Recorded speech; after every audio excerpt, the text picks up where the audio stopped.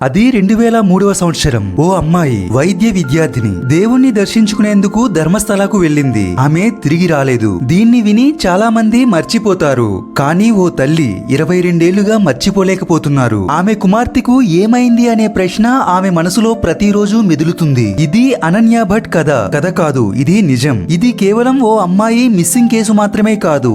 ఇది ఓ వ్యవస్థపై ప్రశ్నలు వేస్తున్న నికాసైన గాథ. ఇది తల్లిదండ్రులకు, మహిళలకు, ఈ దేశ ప్రజలందరికీ ఒక బుద్ధి పాఠం. అనన్య భట్ 20 ఏళ్ల MBBS విద్యార్థిని. తల్లిదండ్రులు సుజాత భట్, హనుమంత భట్. వారిది కర్ణాటక రాష్ట్రంలోని ఉడిపి జిల్లాలోని సమీప ప్రాంతం. అది 2003వ సంవత్సరం. అనన్య భట్ నలుగురు స్నేహితులతో కలిసి ధర్మస్థల ఆలయాన్ని సందర్శించడానికి వచ్చింది. సరిగ్గా 10 గంటల ప్రాంతంలో దర్శనం పూర్తయింది. వారి వద్ద ఉన్న ఫోన్ లొకేషన్ ట్రాకింగ్ ప్రకారం వారు ఆలయం ముందు కొన్ని చోట్ల ఫోటోలు తీసుకున్నారు. అలా 11 గంటల వరకు ఆమె ఆచూకీ ఉంది. 11 గంటల 15 నిమిషాల సమయంలో అనన్య ఒక్కసారిగా మాయమైంది. స్నేహితులు తాను వెళ్ళొస్తానని చెప్పి వెళ్ళిందని చెప్పారు. ఆలయ ప్రాంగణంలోకి వెళ్లిన తర్వాత తాను తిరిగి రాలేదు. మధ్యాహ్నం 2 గంటల ప్రాంతంలో స్నేహితులు పోలీసులకు విషయాన్ని తెలియజేశారు. కూతురు కనబడటం లేదని తెలుసుకున్న సుజాత భట్ వెంటనే అక్కడకు చేరుకున్నారు. ధర్మస్థలలో ఉన్న పోలీస్ స్టేషన్ లో కంప్లైంట్ ఇచ్చారు. పోలీసులు ఇన్వెస్టిగేషన్ మొదలు పెట్టారు. 2 రోజుల తర్వాత ఆమె శవం ధర్మస్థల దగ్గరలోని ఒక చెరువులో తేలింది. శరీరం పాక్షికంగా పాడైపోయింది.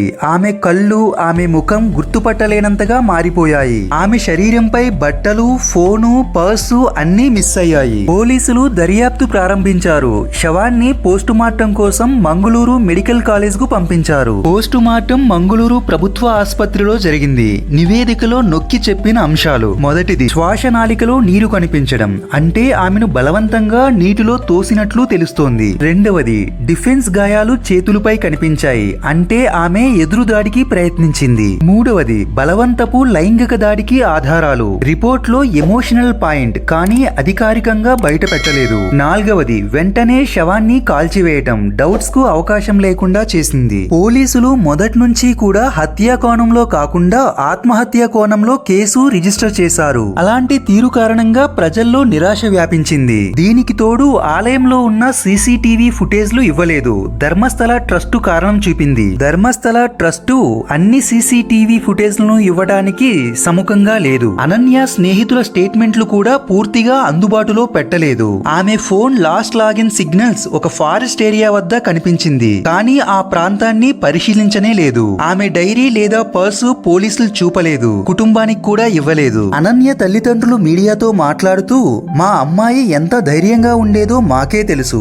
ఎవరో ఆమెను హింసించారు. పోలీసులు విచారణ చేయకుండా కేవలం ఆత్మహత్య అనడం బాధాకరం. CCTV ఫుటేజ్ ఇవ్వడానికి ఆలయ ట్రస్టే నిరాకరించిందంటే ఎవరి ప్రయోజనం కోసం? సోషల్ మీడియాలో జస్టిస్ ఫర్ అనన్య అనే క్యాంపెయిన్ మొదలైంది. మహిళా సంఘాలు ధర్నాలు చేశాయి. ధర్మస్థల సాంఘికంగా శాంతి ప్రాంతం కాబట్టి ఇమేజ్ చెడుతుందని కేసును మర్చిపోమని కొందరు చెప్పారు. చెప్పడమే కాదు, తల్లి సుజాత భట్ ను బెదిరించారు. ఈ కేసును ఇక్కడితో వదలకుంటే కూతురుకి పట్టిన గతే నీకు పడుతుందని బెదిరించారు. అసలు ఏం జరిగిందో అర్థం కాకుండా మిగిలిపోయిన విషయాలు. ఆలయంలో అనన్యకి ఎవరు తగిలారు? ఆమెపై అత్యాచారానికి పాల్పడ్డారా? ఆమెను అంతే దారుణంగా ఎలా చంపగలిగారు? ఎందుకు ఆమె ఫోన్, బ్యాగ్, ఐడెంటిటీ, పర్స్ అన్నీ మాయమయ్యాయి? ఈ ప్రశ్నలకు సమాధానాలు లేవు. పోలీసులు దర్యాప్తులో లేదు, మీడియాలో గానీ కోర్టులో గానీ లేదు. ఇది కేవలం అనన్య గురించే కాదు, ఇది ప్రతి ఒక్క యువతి గురించి, ఆమె భద్రత గురించి. అనన్యకి న్యాయం జరగాలంటే కేసును CBIకి అప్పగించాలి. స్నేహితులపై,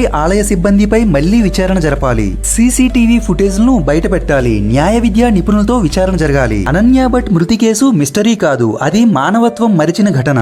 ఈ కేసు మూతపడకూడదు. మీరు ఈ వీడియోని షేర్ చేయండి. అనన్యకు న్యాయం జరగాలనే భావనతో కమెంట్ చేయండి. ఇలాంటి మరిన్ని విషయాలు తెలుసుకోవాలంటే మోహిత్ మీడియా ఛానల్ ను సబ్స్క్రైబ్ చేయండి. Thanks for watching.